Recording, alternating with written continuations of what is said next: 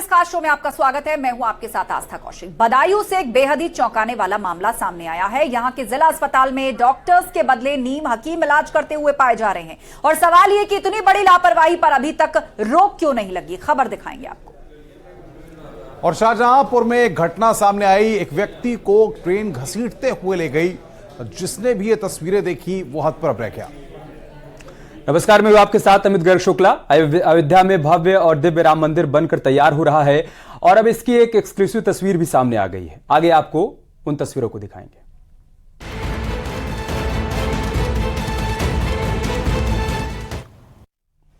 बदायूं से एक बेहद चौंकाने वाली खबर सामने आई। जानकर आपको हैरानी होगी। यहां अस्पताल के वार्ड्स में नीम हकीमों का कब्जा है जो झाड़ फूंक करके वहां इलाज कर रहे हैं।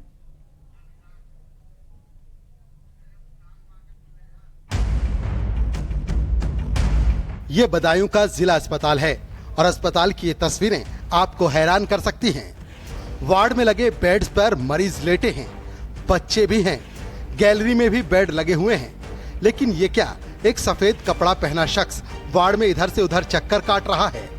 वो बारी बारी से हर मरीज के पास जाता है और झाड़ फूंक करके आता है। डॉक्टर अपनी ड्यूटी से नदारद दिखाई दे रहे हैं। अब इस शख्स ने डॉक्टरों का जिम्मा अपने कंधों पर उठा रखा है। जिला अस्पताल में दिख रहा ये शख्स एक नीम हकीम है और जो तस्वीरें सामने आई हैं उससे तो ये दिख रहा है कि अब यहाँ आने वाले मरीज नीम हकीमों के ही भरोसे हैं। मरीज की सलामती उनकी दुआओं के सहारे ही चल रही है। आज के वक्त में विज्ञान बहुत आगे निकल चुका है, जिससे चिकित्सा के क्षेत्र में इलाज की नई नई तकनीक सामने आ गई है। लेकिन बदायूं के जिला अस्पताल की ये तस्वीरें विज्ञान को मुंह चिढ़ाती हुई दिखाई दे रही हैं। कहा जा रहा है कि अस्पताल में नीम हकीमों का कब्जा रहता है। तीमारदारों का भरोसा भी इसके पीछे की वजह है। अब झाड़ फूंक से कितना सही इलाज मिलता होगा, इसकी गारंटी लेने वाला भी कोई नहीं है, क्योंकि यहाँ दवा के बदले दुआ से इलाज किया जा रहा है। अस्पताल में दवा के नाम पर नीम हकीम ही दुआ देता दिखाई दे रहा है। अस्पताल के पास ही एक मजार भी है और ये शख्स उसी मजार का सेवादार बताया जा रहा है। मजार का ये सेवादार वार्डों में जाकर मरीजों की रोज इसी तरह झाड़ फूंक करता है। वो दुआओं के नाम पर मरीजों के तीमारदारों से रकम वसूलता है और ये सब चलता है अस्पताल प्रशासन की नाक के नीचे। अब सवाल है कि वार्डों से डॉक्टर गायब क्यों हैं? आखिर मरीजों को देखने डॉक्टर राउंड पर क्यों नहीं आ रहे? अस्पताल में वार्ड के अंदर नीम हकीम कैसे इलाज करके चला जा रहा है? जब नीम हकीम इसी तरह से अस्पताल में आते हैं तो अस्पताल प्रशासन क्यों इस पर रोक नहीं लगा रहा? मरीजों की जान के साथ आखिर क्यों खिलवाड़ किया जा रहा है? कहते हैं नीम हकीम खतराए जान। आखिर कैसे नीम हकीम को इलाज के लिए झाड़ फूंक की इजाजत दी गई? आखिर अस्पताल की तरफ से इतनी बड़ी लापरवाही क्यों हो रही है? इन सवालों के जवाब अस्पताल प्रशासन को देते नहीं बन रहे। कहा जा रहा है कि अस्पताल में शाम के वक्त ये नीम हकीमों का डेरा बन जाता है। वार्ड में नर्स और वार्ड बॉय कुर्सियों पर बैठकर पूरा तमाशा देखते रहते हैं। कोई कुछ कहने की जहमत तक नहीं उठाता। मजार का मौलवी एनआरसी सेंटर में जाकर झाड़ फूंक करता है। एनआरसी पोषण पुनर्वास केंद्र में किसी की भी एंट्री नहीं होती, लेकिन ये बेहिचक वहां जाता है और लोगों से पैसा वसूलता है। जिला अस्पताल के सीएमएस के संज्ञान में मामला आया तो वो सफाई देते फिर रहे हैं। ये चीज़ गलत है और ये प्रकरण अभी आप लोगों के माध्यम से मेरे संज्ञान में आया है। इसको मैं कड़ाई के साथ रुकवाऊंगा भी और जिनकी लापरवाही की वजह से ऐसा हुआ है उन लोगों के खिलाफ कार्रवाई भी की जाएगी। ये देखना अहम होगा कि नीम हकीमों पर बैन लगाने के लिए अस्पताल प्रशासन क्या कदम उठाता है। हैरानी की बात ये कि झाड़ फूंक के नाम पर अंधविश्वास को बढ़ावा देने का काम बखूबी चल रहा है। न्यूज़ 18 के लिए बदायूं से चितरंजन सिंह की रिपोर्ट।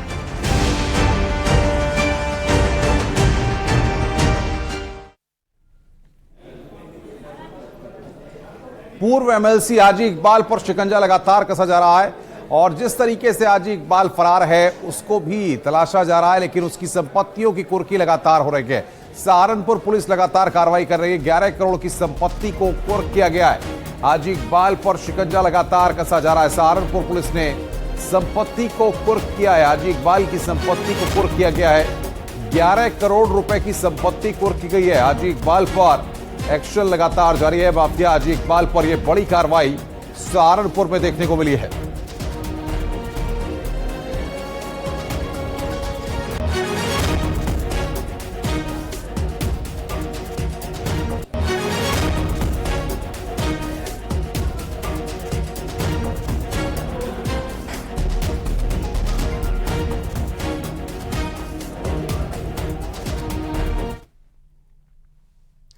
और एक बड़ी खबर नोएडा से, जहां पर गैंगस्टर के खिलाफ कड़ा एक्शन देखने को मिला है।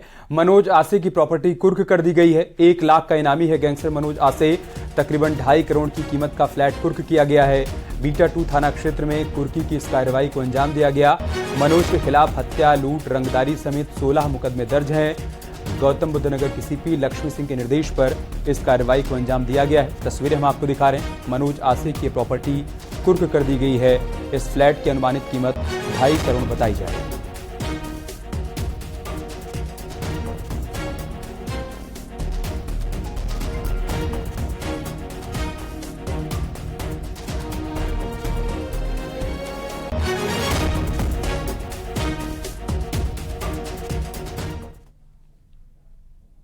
और खबर अयोध्या से, राम मंदिर की एक्सक्लूसिव तस्वीरें अब हम आपको दिखाते हैं। राम मंदिर की छत का कार्य पूरा हो चुका है और यह भव्य तस्वीर निकल के सामने आई है जो हम आपको स्क्रीन पर इस वक्त दिखा रहे हैं। यह राम मंदिर की छत है।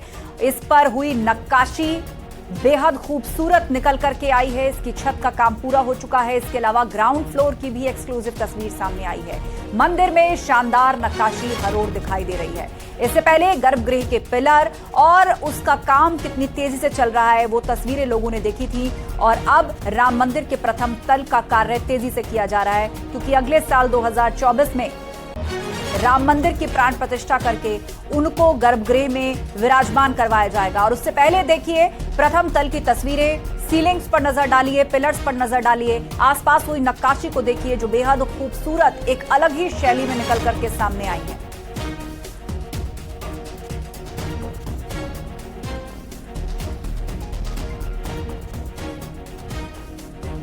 और सीधे अब आपको लिए चलते हैं, हमारे सहयोगी निमिष हमारे साथ अयोध्या से लाइव जुड़ रहे हैं। निमिष, एक एक करके राम मंदिर की जो तस्वीरें सामने आ रही हैं, सभी राम भक्त जो है वो काफी उत्साहित हैं। ताजा तस्वीरों में दिख रहा है कि प्रथम तल का कार्य कितनी तेजी से पूरा हो रहा है और उसकी शानदार नक्काशी को देखकर हर कोई गदगद है। और देखिए, बहुप्रतीक्षित मंदिर इतनी भव्य तरीके से आकार लेके अब तैयार हो चुका है। ये कहा जा सकता है कि भूतल और गर्भगृह का निर्माण लगभग अब पूरा हो चुका है। मंदिर पे जो छत निर्माण की प्रक्रिया थी वो भी 100% पूरी हो चुकी है। और मंदिर का जो स्वरूप है, जो न्यूज 18 पर हमारे पास जो एक्सक्लूसिव तस्वीरें आई हैं, वो बिल्कुल आपको देखकर ही भाव विभोर करने वाली होगी। नागर शैली के खूबसूरत जो दृश्य है इस मंदिर का वो देखने को मिल रहा है। मंदिर की जो दीवारें हैं, जो कलाकृतियां हैं, वो भी बहुत ही खूबसूरत तरीके से आकार ले चुकी हैं, निखर कर सामने आ चुकी हैं।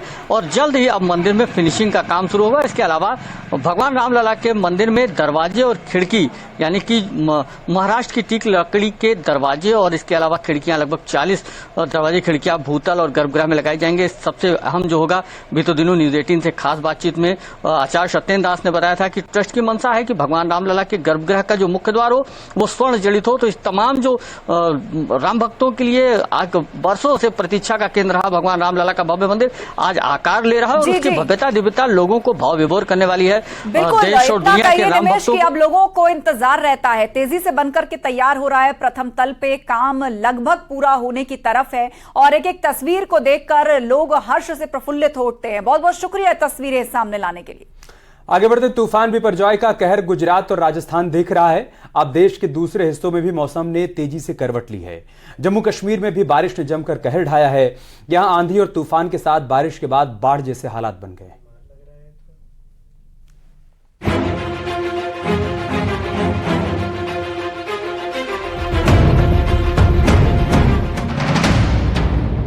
जम्मू में तूफान का कहर,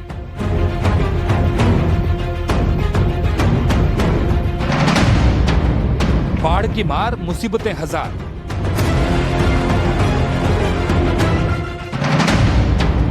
जम्मू कश्मीर के मेंढर में पानी का प्रहार।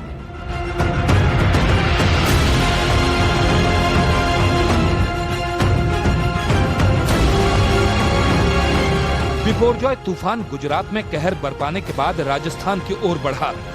बिपोरजॉय के असर से राजस्थान के कई हिस्सों में तेज बारिश हो रही है, तो अब तूफान का साइड इफेक्ट जम्मू कश्मीर पर भी देखने को मिला।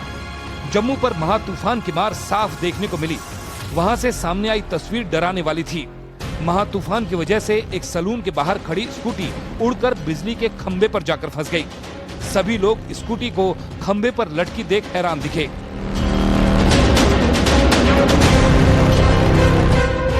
तो उधर जम्मू कश्मीर में बरस रहे बादलों ने मेंढर समेत कई इलाकों में लोगों की परेशानी बढ़ा दी है। मेंढर के सखी मैदान इलाके में लगातार हो रही बारिश की वजह से नदी में बाढ़ आ गई। नदी का पानी सड़क के ऊपर से बहने लगा और एक ट्रक नदी में आई बाढ़ के बीच पलट गया।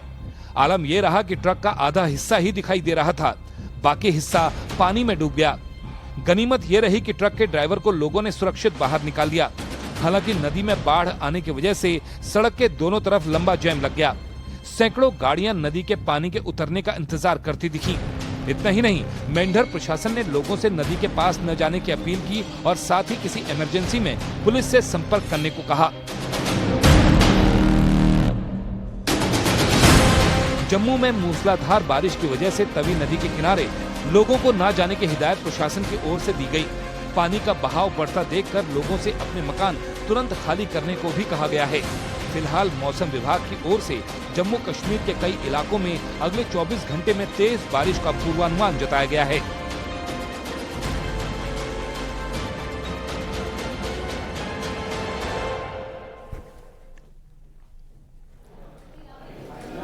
और अब वो खबर जो आपको सावधान करने वाली है। अक्सर जन्मदिन के मौके पर जश्न होता है और जश्न के दौरान इतना ज्यादा एंजॉय हो जाता है कि कई बार हादसे तक की नौबत आ जाती है। महाराष्ट्र के वर्धा में कुछ ऐसी ही तस्वीर सामने आई, जहां पर जन्मदिन का जश्न किस तरीके से एकाएक वहां पर हादसा हो जाता है और जन्मदिन जिसका था वो झुलस जाता है।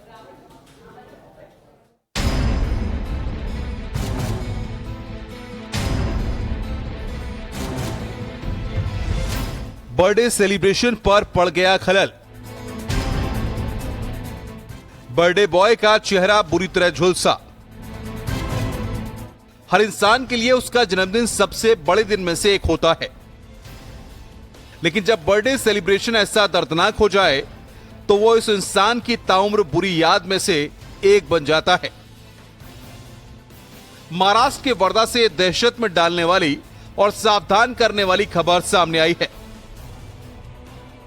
जहां बर्थडे मना रहे युवक के साथ अनहोनी हो गई और उसका चेहरा बुरी तरह झुलस गया। वर्धा के सिंधी मेघे इलाके की यह घटना है। ऋतिक वानखेड़े अपना जन्मदिन मना रहा था। बेहद खास मौका था, इसलिए घर वालों ने भी कोई कसर नहीं छोड़ी थी। जमकर खर्चा किया गया। पूरे धूमधाम के साथ जन्मदिन मनाया जा रहा था। घर में खुशी का माहौल था। दोस्तों और नातेदारों को भी बुलाया गया था। तस्वीरों में आप देख सकते हैं, घर के बाहर बर्थडे केक सजाए हुए हैं। टेबल पर एक नहीं बल्कि 8-8 केक रखे गए। ऋतिक वानखेड़े ने चाकू अपने हाथ में लिया और एक एक करके सभी केकों को काटने लगा। ऋतिक के दोस्त बड़ी संख्या में वहां पर मौजूद थे। किसी के हाथ में स्प्रे था तो किसी के हाथ में फायर गन। ऋतिक का चेहरा स्प्रे से ढक गया था, तो वहीं फायर गन में हवा से फायरिंग हो रही थी। लेकिन जैसे ही ऋतिक ने आखिरी यानी 8वां केक काटा, फायर गन से चिंगारी उठी और स्प्रे के संपर्क में आ गई, जिसके बाद उसने आग पकड़ ली। आग ऋतिक के चेहरे तक पहुंच गई। उसे कुछ समझ में आता तब तक आग की चपेट में आने से वो बुरी तरह छटपटाने लगा। अपने हाथों से चेहरे पर आई आग को बुझाने की कोशिश करने लगा। मौके पर मौजूद लोग भी घबरा गए। आनन फानन में ऋतिक को अस्पताल ले जाया गया। आग लगने से ऋतिक का चेहरा बुरी तरह झुलस गया। कान और नाक में भी जख्म है। सिर के बाल भी जले हैं। फिलहाल ऋतिक को अस्पताल में भर्ती कराया गया है, जहां पर उसका उपचार किया जा रहा है। वर्धा की यह घटना हर किसी के लिए एक सबक है और बेहद ही सावधान करने वाली है। बर्थडे के दौरान जश्न कहीं जिंदगी पर भारी न पड़ जाए। Bureau report, news 18।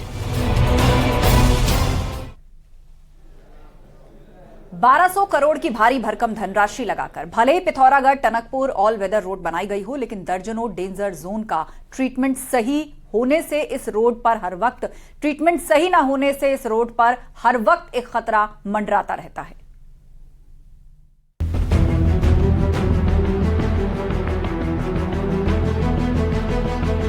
पिथौरागढ़ से टनकपुर तक की रोड को ऑल वेदर में शामिल किए जाने के बाद सफर तो आसान हुआ ही है, साथ ही समय की बचत भी हो रही है। लेकिन 150 किलोमीटर के इस रूट पर चौड़ीकरण के दौरान एक नहीं बल्कि दर्जनों डेंजर जोन बन गए हैं। ये डेंजर जोन इस कदर खतरनाक हैं कि थोड़ी सी बारिश में भरभरा कर गिरने लगते हैं।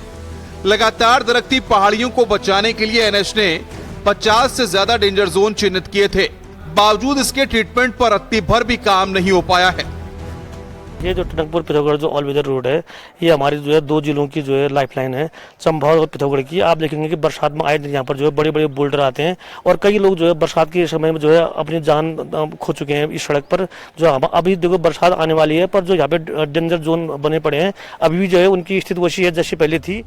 बीते साल दावा किया गया था कि बरसात से पहले डेंजर जोन का ट्रीटमेंट कर दिया जाएगा, लेकिन अब जब बरसात सिर पर खड़ी है तो 150 किलोमीटर की रोड में एक भी डेंजर जोन का ट्रीटमेंट नहीं हो पाया है। ऐसे में जहां एनएच की कार्यशैली पर सवाल खड़े हो रहे हैं, वहीं ये आशंका भी बनी हुई है कि बरसात में पिथौरागढ़ और चंपावत के लोगों को खासी दिक्कत उठानी पड़ेगी। उन पॉइंट्स के लिए टीएचडीसी ने डीपीआर बनाई है और वो शासन में स्वीकृत भी हो गई है, तो जल्दी ही उस पर काम शुरू हो जाएगा। बॉर्डर को जोड़ने वाली अहम रोड में दर्जनों डेंजर जोन अभिशाप बन गए हैं। ऐसे में तय है कि करोड़ों की धनराशि से बनी रोड का पूरा फायदा लोगों को तभी मिलेगा जब इनका ट्रीटमेंट होगा, लेकिन ऐसा हो न सका। तो तय है कि इस सीजन की बरसात भी लाखों की आबादी पर फिर भारी पड़ेगी। न्यूज़ 18 के लिए पिथौरागढ़ से विजय वर्धन उप्रेती की रिपोर्ट। रुक रहे हैं यहां पर एक ब्रेक के लिए, जल्द होंगे हाजिर।